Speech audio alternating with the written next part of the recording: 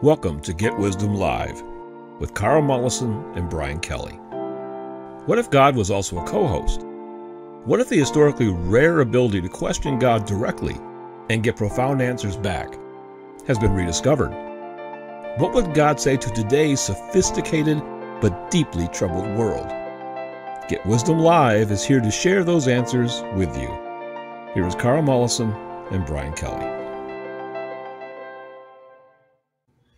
Welcome to another episode of Get Wisdom Live. I'm Brian Kelly, along with Get Wisdom founder and director, Carl Mollison. This week, we're going to look at what Creator has to say about the ego. The ego. Creator explains the importance and dangers of the ego, Carl. Most people probably don't walk around all day, wondering out loud about the ego. So it's a little bit of an esoteric topic, but when it comes to find out, Creator considers it a very, very important one. Well, psychologists do as well, because there's people with all kinds of problems, some with too much ego and some with too little, because the healthy level of ego strength is something to shoot for. And many times people who are downtrodden and suppressed and over anxious, they can't maintain their composure and their normal kind of resilience and self-confidence. And that's a pretty big problem for many. And the art of it is keeping the right balance so you don't tilt too far in either direction. And there's lots of consequences, and it's more significant than one might think. Yes, that was news to me. I mean, I have a degree in psychology. I've certainly known of the term ego and have done quite a bit of research on it, but was looking for Creator's input, and boy, is it interesting. So we'll get right to it. You asked Creator, the word ego is one of those words that is difficult to define, difficult to frame, difficult to put boundaries around, and difficult to get consensus on. Google, for instance, defines ego as a person's sense of self-esteem or self-importance, whereas dictionary.com defines it as the I, the self of any person. A person as thinking, feeling, and willing, and distinguishing itself from the selves of others and from the objects of its thought. It is so open-ended that one quickly despairs of ever getting a truly precise definition. With that said, it's high time to add Creator's take on the word's meaning. How would Creator define the word ego? This is what I channel from the Creator of all that is in answer to this question. This is an important issue to have an understanding of with precision, rather than only a vague recognition there's something special and important about the ego, as much for what it does well and helpfully as what it does wrong and harmfully. The sense of self is larger than the ego alone. The self is inherently made up of your conscious awareness as a totality, having a sense you are a discrete being, that you are separate from others, that you are a witness to nature, and at the same time, you are a part of it, physically present and vulnerable to what might happen in what you might encounter that has motives of its own and can interact with you, whether other people or even animals or insects. That sense of self is an extension of a vast soul, and as such reflects many attributes, yearnings, and an overall agenda and purpose. Ideally, your presence as a physical human incarnated for the purpose of living another lifetime will accomplish the objective of growth and learning. As such, there is a strong passion and inner drive for that to be. People are not always aware of the details, but all was planned in the light before you arrived. The difficulty is being born in a state of ignorance and not truly understanding you are here on a mission, and many accordingly become lost and drift along and never accomplish anything resembling the original intentions for that lifetime. Part of this, of course, is because life is not easy. The state of ignorance puts everyone at a disadvantage and causes many mistakes, misjudgments, wrong turns, wasted effort, lost time. and often being confronted with evil in some form to cause a setback that can derail a life if great harm is caused, or even end a life prematurely. Given the many uncertainties, tensions, sources of stress, and fear the average person is subjected to from infancy onward, the challenge is to even make it to the end without a breakdown of major proportions. You have been equipped with a portion of the mind called the ego that is inherently looking out for your best interest. It has a prearranged sense of importance that will look out for your best interest, not just in responding to fear, as the subconscious mind is so very good at, but a part of the mind that looks for ways to get ahead, to gain an advantage, to excel. The ego will also compete with others if need be and overcome them or outdistance them, outsmart them, outperform them, outdo them, and with little concern for what those being competed against might think about it. The ego will be more inclined to see them as an impediment or an adversary than acting with a sense of camaraderie, friendship, and kindness. So the ego is a limited vessel, a limited capability that puts the self first. As such, it is kind of like having a suit of armor that is self-protective. It might be awkward to wear, inconvenient, even drag you down from the sheer weight and inconvenience of suiting up before you make an excursion where you are at risk, but a potential lifesaver if you are attacked and would otherwise be vulnerable and perish. The suit of armor gives you a fighting chance at least. The ego, in the same way, is more like a weapon in being quite focused on your supremacy. In a sense, it is your last refuge to maintain an advantage and hold your ground, to stand up to those who would bully you or intimidate, and provide a wherewithal to weather the storm. In a sense, it is like having a tough guy persona you can step into and turn the tables on a would-be adversary by going toe to toe and give as good as you get with whatever form of opposition it might be. In the rough and tumble of human culture and the world you inhabit, having a strong and healthy ego is a great asset. The standards commonly accepted are usually more demanding of being tough and strong than meek and mild, sensitive and hesitant to shine one's light, let alone show off or dominate the room with a group of other people. The difficulty is that the ego, having such a narrow dimension, cannot replicate humanity and human reactions in a more rich and nuanced way to cover a wide array of circumstances, emotions, feelings, and actions reflecting the true nature of the divine human. You are more than a tough guy, more than a desire to dominate and best others and to serve the self first and foremost and without hesitation. Those are impulses of the ego when tested in some way. That facility, again, is part of your normal equipment. It is sort of like why the rhinoceros has a horn.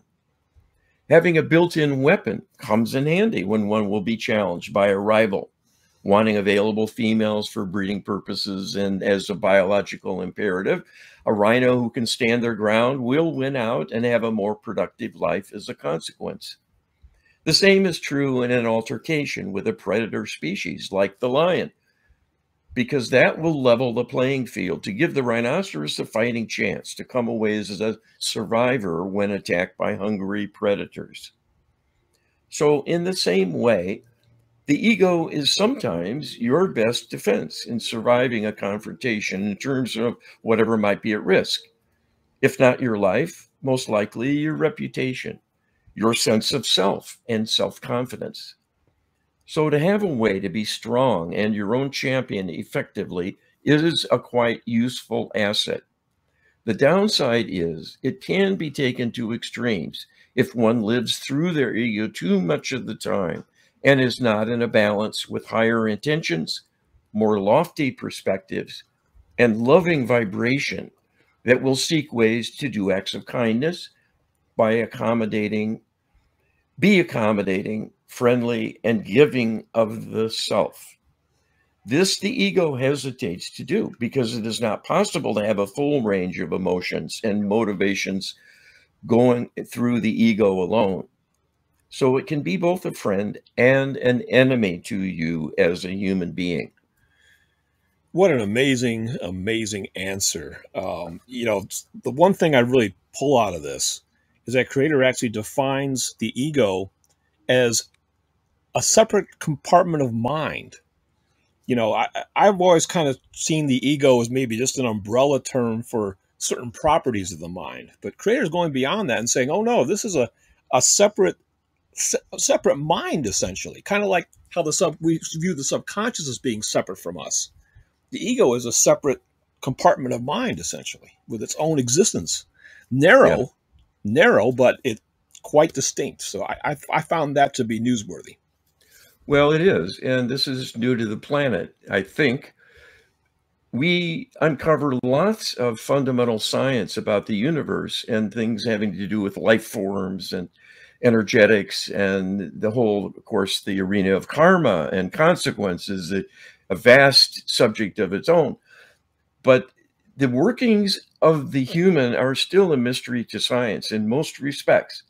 So this is an ongoing learning curve that we're on, and with not the best tools, but this is going deeper and going back to the source. After all, God is where we came from. It was a deliberate construction. So we are in a position to add some things that can help the discussion. Absolutely. And I think this is useful to know because there are many implications. And we'll touch on a few of them as we go along here. The fact that this is a distinct part of the mind and not just some personality characteristic, perhaps, that gets exaggerated at times or suppressed. And it's more an important functional component that has a discrete role, and that has other implications and consequences. Indeed. You ask Creator, is ego a feature of all sentient consciousness? Sentient meaning consciousness that possesses self-awareness and the capacity for abstract thought. It is assumed that sentience is variable and that there are degrees of sentience. For instance, apes have demonstrated some sentience, but minuscule in comparison to humans. It is also assumed that sentience is not brain-dependent and that angels, of course, have sentience. The question is, where there is sentience, is there also an ego or the potential for ego? What is Creator's perspective? Okay, and this is the answer from Creator. You are seeing the fabric of the design of creation here, that advanced beings like human beings and angelic beings have many attributes and aspects to their personality, persona, and soul makeup that might be more prominently displayed than others as an aspect of individual talents and personalities. The attributes contributed by the ego are useful for angelic beings as well as the human. The angels have many great responsibilities in times of trial and tribulation, dealing as they do with the darkness oftentimes. And that is not an easy role to take up and manage successfully, given the many rules of engagement that limit what can be done and calls for restraint and discernment. If the angelics were solely ego-based, they would often be a bull in a china shop, so to speak, and overdo intruding on other beings to browbeat them and harangue them as a means of persuading them to give up wrongful actions and so on. As a human, you might long for such a referee, but we can tell you it would not be pretty if you had an angel attacking you as well as the darkness for any misstep along the way when you were not at your best. The ego is not a natural part of the being for offering a loving touch that is so often the most artful way to be of service to others, even with a correction or criticism. And the ego for the angelics, just like with human beings, can be a liability if indulged too greatly. So it becomes too powerful and too entrenched as the dominant part of the makeup on display. That may toughen the being and make them safer in the near term, but it will also harden them and make them less sensitive to the needs of others and even themselves, and leave them better equipped to deal with baser instincts and darker doings. While that is important and can be life-saving, it leaves out the majority of activities for which you were created and greatly needed to be a healer and helper for many worlds in addition to your own. Well, one of the things we're trying to do here at Get Wisdom is really understand reality. And we've been told that angels represent an entire different species of consciousness, essentially. They have a different reality. They have a different playground, so to speak. They're spiritual beings. They're 100% spiritual. But we're also exploring how there are similarities between us and the angels, because some of the angelics are a big problem for us, Carl. Yes, this is true. The fallen angels we call spirit meddlers. They're a scourge. They are the origin of evil that has corrupted not only human beings, but long before many other physical beings in our galaxy, including the members of the Dark Extraterrestrial Alliance. They were darkened by corruption and having these fallen angelics attached to them and drag them down. So this is the difficulty, that when you lose the good parts and you only have the strong self-serving parts, that can strengthen an evildoer in a sense, because it reduces them to that elemental survival instinct and willingness to do anything to prevail. Yes. When you don't have a conscience and so on. So these are important considerations. And I've had direct encounters and discussions with angelic beings, and I can tell you there are differences among them in their aspect, their makeup, their personalities.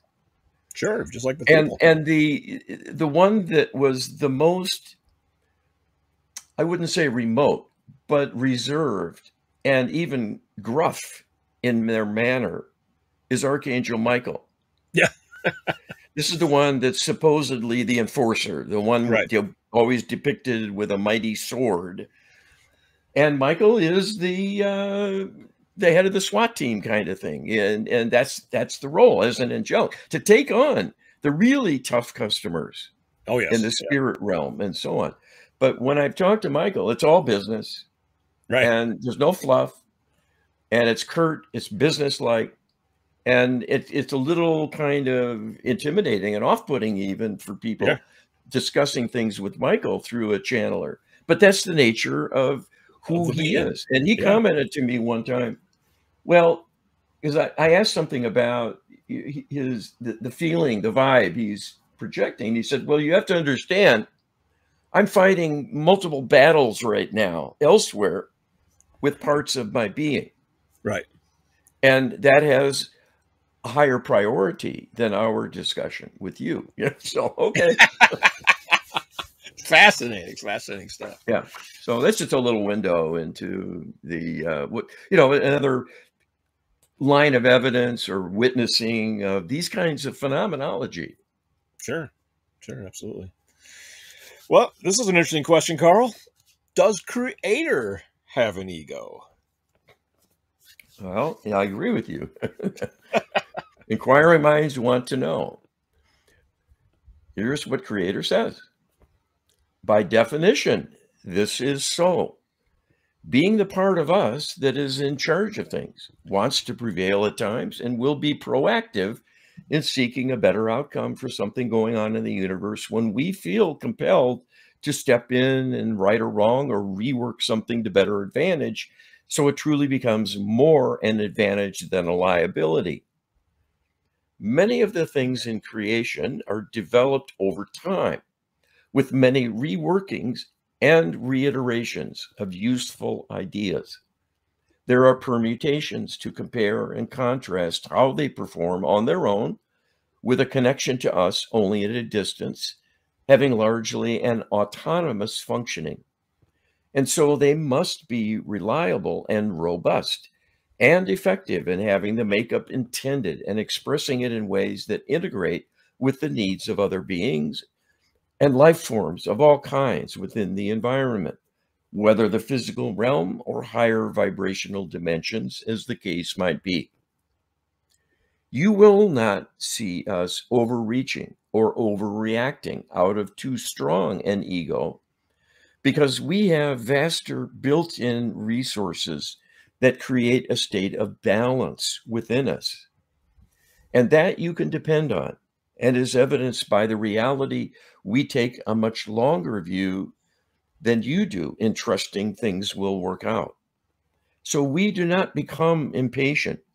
We do not surrender to emotional conclusions and possible misunderstandings through reacting emotionally and not seeing deeper reasons behind the way things are at the moment. So we do not exhibit the many human foibles people have because of their personal ignorance, causing them to often overreact to negativity, become frustrated, and liable to take rash action in a desperate attempt to break out of an unpleasant circumstance they feel trapped within.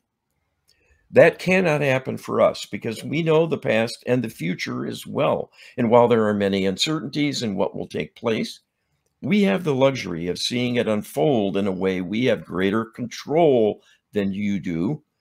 And this gives us an ability to change things in ways you cannot. This keeps us from becoming a victim. And so, as so often happens to you as a human being. So we are not competing with the darkness in the way that you are, because we are truly above it, and it cannot touch us, only our creations to some extent. As such, we do not need a weapon like an outsized ego to help us win the day when challenged. Well, I would say that is certainly new information into the planet, Carl. No doubt about it. And the one thing I want to add real quickly is that one of the things in this answer that really struck me was how Creator said that there's always experimentation going on and a trying out of new things. And that's kind of an answer to the people that embrace evolution, because they see change taking place in the world and they assume that it's just happening, by random selection, survival of the fittest.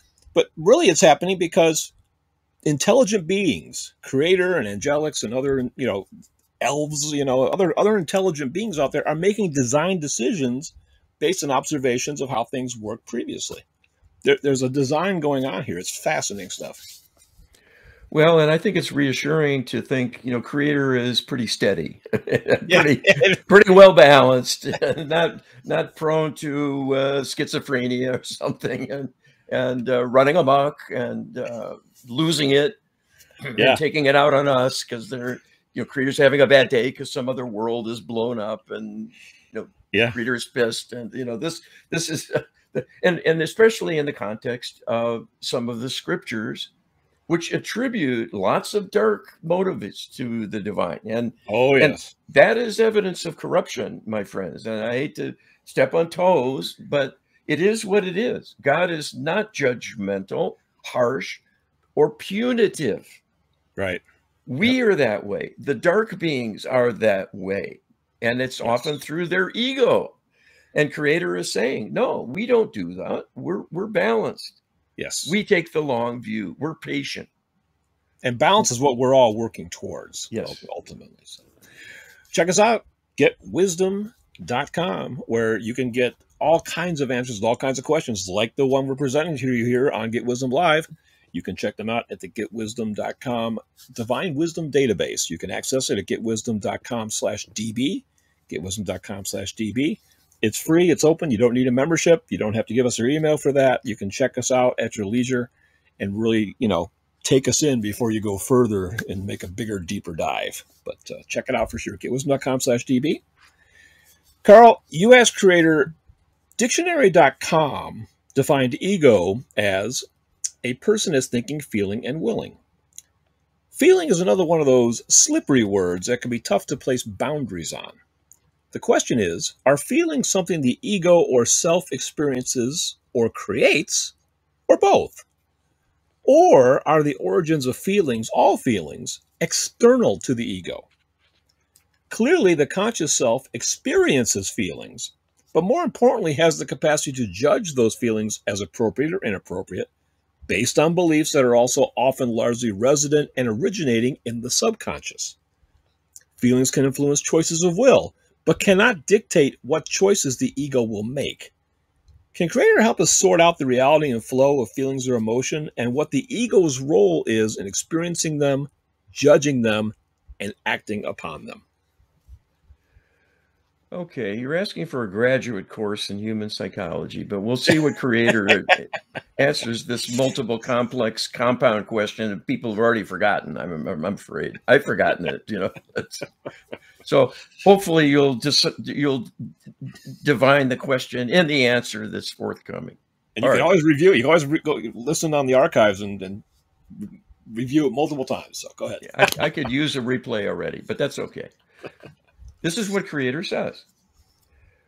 The way human beings work is that you have multiple and separate levels of the mind, each with resident beliefs and expectations accordingly, and all are connected to the body in a way that will produce emotions in reaction to what is being perceived.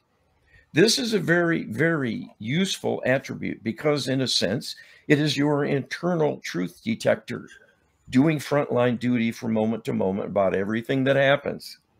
In every new situation, you will often have an emotional reaction, generating feelings about it before your mind truly comes to grip in any way with a true understanding of what is happening. What is felt first is the gut reaction, and those feelings, likely as not, will be telegraphing deeply held inner beliefs and will hold up over time as an accurate reflection of the relative merits, pros and cons, helpful or unhelpful, happy or sad, contrasts in what is unfolding with your life. There are many other comparisons and contrasts that can be expressed through feelings that represent alignment with what you wish to happen versus some kind of diminishment, and will play out as a corresponding feeling of equanimity and contentment or happiness versus uncertainty, anxiety, or unhappiness to a small or large degree. So, in a sense, this is something you could consider the feeling level of the mind in its levels of existence and expression. The deep subconscious might be most concerned with survival, things that are a threat or menace, and be most sensitive to those broad issues. It is often looking at other lifetimes and whether in past or future yet to come. This can be a tremendous source of anxiety and insecurity if much suffering is observed and taken to heart. And by that we mean reacting emotionally to suffer the consequences. The ego, as an aspect of consciousness, is a part of the mind that taps into other levels through association, which have a functional role in things. But because the ego is a shallow vessel, it will have a more limited array of emotional responses it is likely to generate. So the range from positive to negative will encompass things like pride, a gleeful joy when victorious in a competition that is more about a reward to the self than a love feeling encompassing others as well. And then on the darker end of things, anger and resentment when slighted or even when bested, with often a judgmental assignment of the victor being a lesser talent than the self because of the presumed superiority of the ego that is a kind of fabrication, a kind of mask it wears to provide strength simply because this is its priority and not the consequence of careful study, evaluation, and thorough justification for the assumptions it makes in putting the self above others as a natural bias. So in all cases, the feelings flow from conscious awareness of what is taking place and provide a readout as a measure of how the mind is reacting to things, much akin to taking one's temperature to see if the body is overstressed and fighting an inner invasion. The greatest contributor to emotions is the deep subconscious on a percentage basis, but the ego, existing to be a strong force of will, is capable of generating quite strong feelings as well, in keeping with its role to dominate things if not held in check. And by virtue of the fact that when the ego gains the upper hand and people act accordingly, That lack of self-control to let the ego be unbridled will likely let strong emotions take place that are similarly left unchecked and may well cause great difficulty for the person. Well, I certainly concur that the question was involved and deep and requiring multiple review, but boy, the answer I think was worth it. We're being told here that different aspects of the mind actually generate different emotions, and that the deep subconscious is where the feelings of, of caution and danger come from. Whereas, and mostly anxiety too arises out of the deep subconscious, where the ego is responsible for the feelings of giddiness and joy when you have a victory. So they have distinct roles, kind of like you use your ears for hearing, not for tasting, you know. And to break down the mind into components like that, I think is very helpful. Well, and the fact that the ego generates feelings of its own shows, this is something you must contend with. It's going Yes. to be a force to reckon with, Right.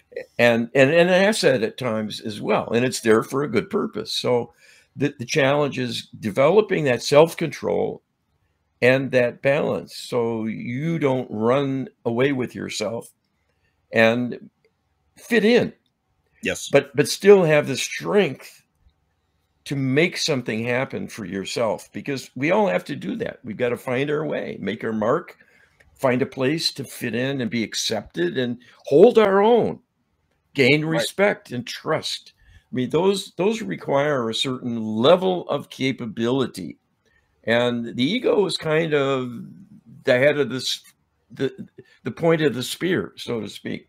It's kind of a blunt instrument in a way, a little bit. Yeah. But it's interesting that what's really revealing itself in these challenges, Carl, is how much of a composite being we are. You know, we have a lot, not just in terms of biology, but in terms of our mental anatomy. You know, we have the deep subconscious, we have the ego, we have the higher self. So we have at least three areas of input, and the eye of ourself is in the middle, trying to balance all this out and make sense of it. That's our charge. That's our responsibility. Yeah. And the other problem, of course, is we're disconnected from our higher self to a significant degree, Yes. and we can't hear from the divine so well. And we're disconnected from our deep subconscious, which is always struggling and fighting on our behalf. And this explains why so many people have chronic anxiety, even though maybe their life is okay in most respects. They're Yes. employed, they've got some security, they've got a loving family, but they're chronically anxious, and it drains them. What's going on is a battle down in their deep subconscious. And so this everything we're adding to understand these mechanisms will contribute to improving the solutions we're bringing to deal with these differing levels of the mind. Yeah. The deep subconscious analogy I would use, a crude one, of course, Carl, is that it's cut off. Certain aspects are cut off. So it can communicate via emotion in terms of, that's where the stress, anxiety, or even gut feelings come from. They bubble up from the subconscious. But it'd be like having a television set, for instance, that the picture tube is shot, but you can still get the audio output, And so we can get some information from the deep subconscious, but not all that's possible. And that's the disconnection part. Yeah, it's quite a serious problem, actually. Yeah, absolutely. You ask Creator, how can an angel be bullied? Can angels feel anything akin to physical pain, or is angelic pain emotional only? Can only their feelings and self-esteem be affected? All right, and this is what Creator tells us. Angels are bullied all the time by agents of the darkness and go toe to toe with one another in direct contests for predominance in many situations when people are struggling and suffering and being preyed upon by dark spirits, whether human, extraterrestrial, or the fallen angelic spirit meddler demonic beings. The difficulty the angels have is they must show restraint, because they can only exert a force proportional to the level of desire and specific requests coming from the physical side. You are assigned angelic guardians. But if you do not perceive this, or believe in it. And especially if you do not believe in your own self-worth, your guardians may be helpless to rescue you from dire circumstances. And so this is why bullying of angels comes about. It is not their weakness, but yours. This will be felt emotionally, but there are perceptions akin to physical ones felt by higher dimensional beings. And this is beyond your understanding, but reflects the fact that you will not lose anything in moving up in status and stature, going to higher dimensions. It will only get better and not be more limited in the richness and variety of experiences you will enjoy. Wow, this is a short answer, but it is deep in delivering an important message. Yes, as we go up the ladder, we retain our ability to feel physicality, essentially.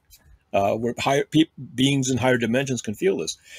It's kind of a dark answer, though, in the sense of the reason why I even asked this question is because we've been told that humans in limbo can be tortured by dark angelic beings, in horrific ways. Something we really don't want to dwell on, but it's something we have to deal with. And I'm just wondering if angels also were capable of being subjected to that kind of attack. And apparently the answer is yes. Well, it's often when they must rally to assist us, Yes. but they don't have their full ability to use all of their resources, all of their strength. And that's where we're limiting them. Yeah. They got their If hands we're behind feeling helpless and hopeless, they can do a little, but they can't use the full power of the divine against a dark spirit attacker. Right. So they might deflect things a bit, help restrain them to some degree, but it's a struggle with one arm tied behind their back, essentially. Yes. And they bear the brunt of that negativity then on our behalf. Right. And this is why the LHP and empowered prayer is so important, Carl, because it takes off some of those handcuffs and enables them to use more divine power to accomplish things. Yeah, there is an answer. So hang in there if you're listening to this and being concerned. Yes, as you should be. Dark. Should definitely be concerned, but hopeful because there is answers. You ask Creator, is narcissism the same hazard for angels as it is for humans? And for those who may be a little bit fuzzy on the definition of narcissism, it's basically self-love, an egotistical self-love. Is there any difference in the anatomy of narcissism between angels and humans? Is narcissism a diseased ego? All right, this is what Creator tells us. Narcissism can take place with angelics as it can with humans through somewhat different means energetically, but functionally the same paradigm can take place. And that is how the dark spirit meddlers fell from grace and engaged in a downward spiral of compromise, lowered standards, and degradation. It was through serving the ego too greatly that this began. So it is not a consequence of ego alone. It is more the undermining of a true and vibrant connection to the soul and the higher dimensions of the divine realm, which does consist of many layers that led to this fall from grace and the depraved and deprived status of the spirit meddlers becoming energetically dependent on other beings for their survival. So the exhibition of narcissism is essentially an ego unchecked and unbalanced by more lofty thinking and capability because of a disconnection from the flow of love that starts from Creator and goes out to all souls everywhere. The more one becomes out of divine alignment, the more restricted that lifeline becomes to the flow of love coming through the soul and to the soul extensions.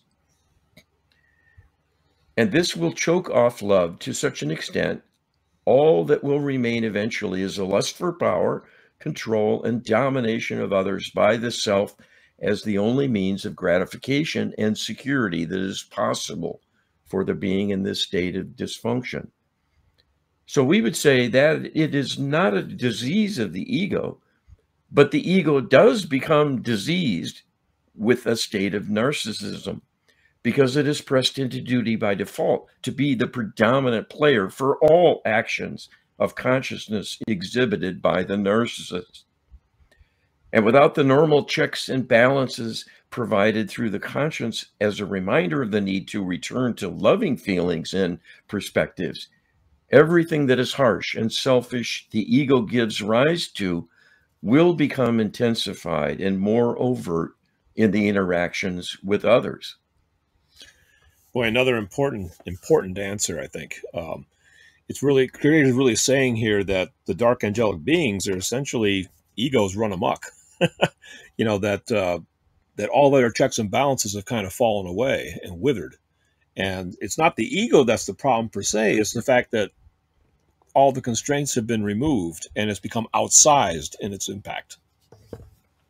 Well, the narcissist is the premier example of that scale of ego dominance versus a more balanced makeup in the being. You can't really live with a narcissist very successfully, because for one thing, they'll end up hating you because they're needy, because they're so empty, and it's not possible to fill that void because they can't respond to love and feel love like a normal person. It's a vacuum. So they want praise, they want admiration, they want subservience and servitude. And that's not what a loving being really wants to do. I mean, it's really becomes more and more perverted and ineffective. And it doesn't fill the void. You can praise them till the cows come home, and it doesn't fill the need they have. So you're fighting a losing battle by dealing with a narcissist's desires directly and trying to fulfill them. Carl asked Creator, can Creator tell us how empowered prayer and the Lightworker healing protocol can heal the ego or help heal the ego if it cannot be done directly? Thank God for answers and a solution. We need it pretty badly at this point. Absolutely. Yes. Come rescue us. It's been fun. I never expected we would talk about being horny, but we covered quite a lot of territory, animal, vegetable, and mineral in the course of this. And revealed our own humanity and our own flaws and inadequacies.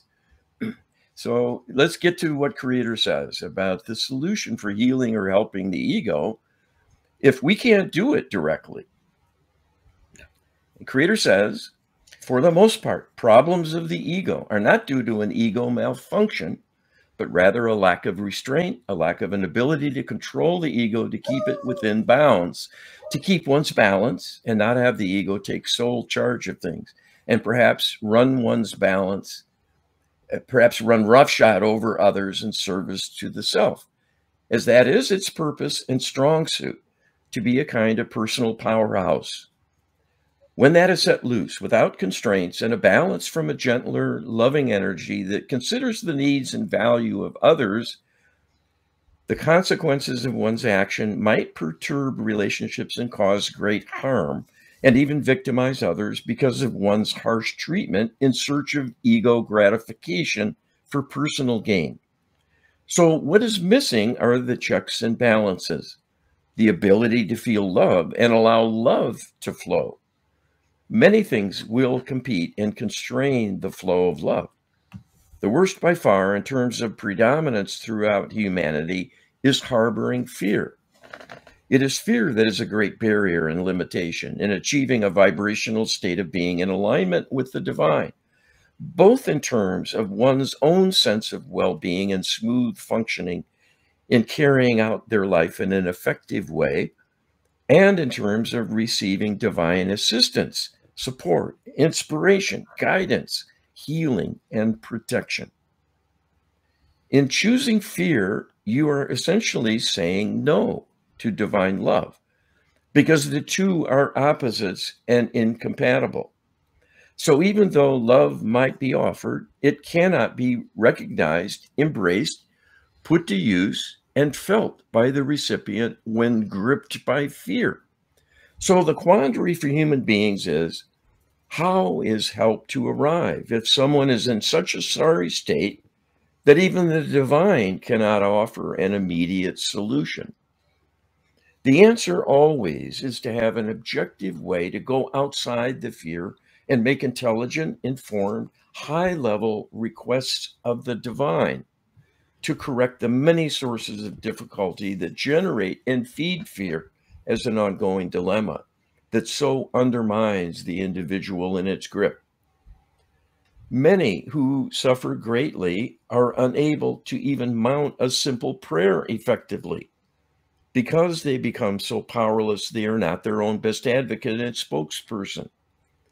Their state of helplessness and hopelessness becomes a strong barrier to receiving divine assistance, but one must start somewhere. We recommend prayer always by everyone because the right prayers implemented on a regular basis can begin a process of building greater inner resources to restore faith and an effective partnership with Creator ultimately. Everything an individual contributes to that goal will be important in achieving progress to lift that blanket of darkness and allow a more positive emotional climate to replace it. Even though it might be incremental and painfully slow to come about, once underway, the momentum can take on a life of its own and accelerate more and more. The healing needed to remove the inner barriers, making a positive response possible, is most effectively provided using the Lightworker healing protocol and having a diminished love line through a greatly weakened connection to the higher self. So the flow of love is diminished and one has only one's ego as a source of inner strength, puts them at a great disadvantage. But it is healing for that diminishment and the disconnection that is most needed to make progress. That might still require the rest of the lifetime to bring a meaningful change. So this puts in perspective that you need the most powerful tools you can get, given the size of the problem that is developed with humanity and many, many individual human beings. This, the Lightworker Healing Protocol can provide. But even though the tool is powerful in the way it invokes many kinds of leveraging to magnify the reach, comprehensiveness, and effectiveness in bringing about changes, one must realize that the size of the problem is truly gigantic, having developed over many thousands of traumas experienced in hundreds of lifetimes for the average person. And it is not only one's direct experience, but being influenced all along the way by many others, including friends and associates, and the many perpetrators who will have energetic and karmic influence. So the true number of influences grows to be in the millions of interactions among the many influencers contributing to things positive and negative. But given that so many lives are uneven and harsh, and even disappointing and ending in failure, at least as perceived by a suffering individual, there may be more negatives than positives. And that is why there is a mountain of unmet healing need for most human beings still needing to be addressed to allow their full development and expression, even as a physical being. Ascension to a higher dimensional future that has been envisioned for humanity as a whole will not happen until all of this healing has been addressed sufficiently, so humanity can ascend together or not at all. Your part in this is to heal yourself, your loved ones, and then all others, and especially the perpetrators holding everything and everyone back. Without that, you cannot make it because you are opposed by such a large force of darkness determined to do away with humanity altogether. There is not time to heal all of humanity when it is under constant bombardment and further wounding by the forces of darkness. You simply must address these assailants, To heal them enough, they will leave you alone. Then you will have time to not only lick your wounds, but set them right and gain ground like never before to a much higher and more enjoyable level of functioning joy and happiness. If you embrace the tools we have given you and do your utmost to help all you can, and if you help awaken others to join the cause together, once a quorum of healers is reached, the tide will turn and you will be able to ascend and escape the dark treadmill you have been on for thousands of years now in working to solve the problem of evil within the physical plane of existence. There are so many things that Creator has shared in this answer. We could spend the next hour breaking it down and talking about them. One I would like to point out now that really kind of grabbed me, Carl, was Creator said, even though it might be incremental and painfully slow to come about, once underway, the momentum can take on a life of its own and accelerate more and more. Creator's talking about prayer and the power of prayer. So I think there's a revelation here. Essentially, prayer can be looked at like a bell curve, right? It is a slow, gradual increase, and then at some point, it can become exponential, because that's what acceleration means. It means it's becoming faster and faster and faster.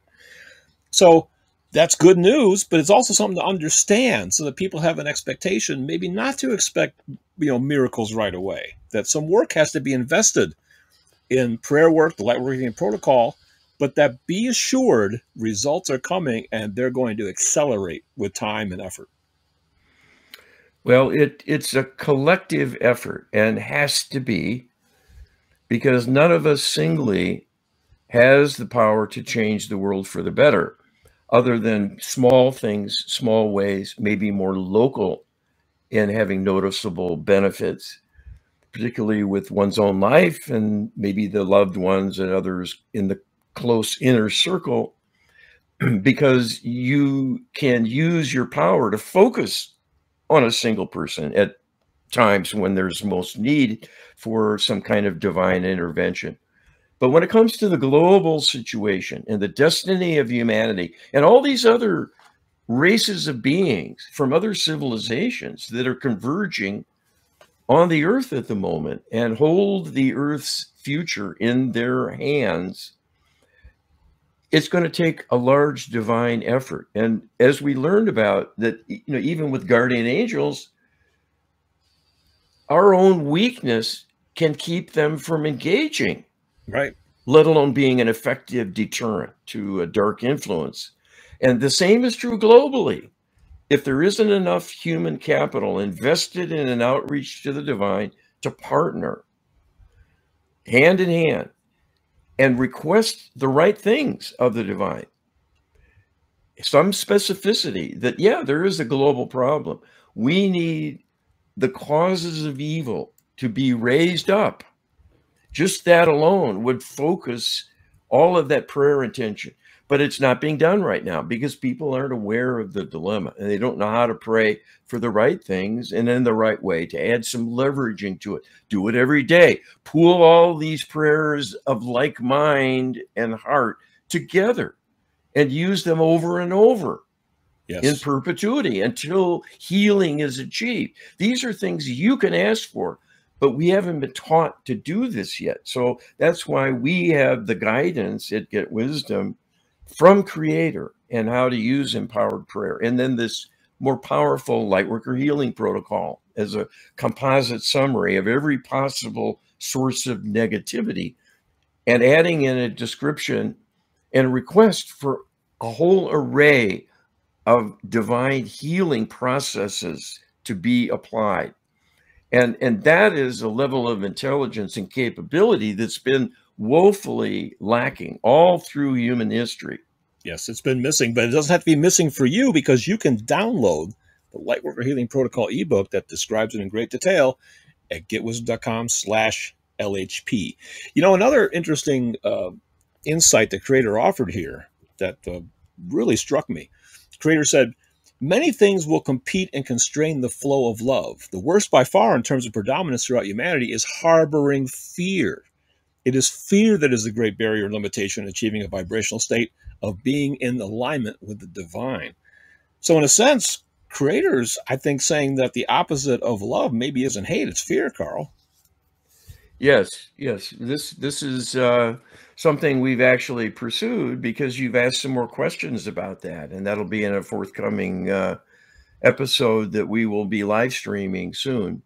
And it is an interesting perspective because Creator rounds out for us, there is a whole spectrum of negativity versus positivity. And fear is very close to the very bottom of it.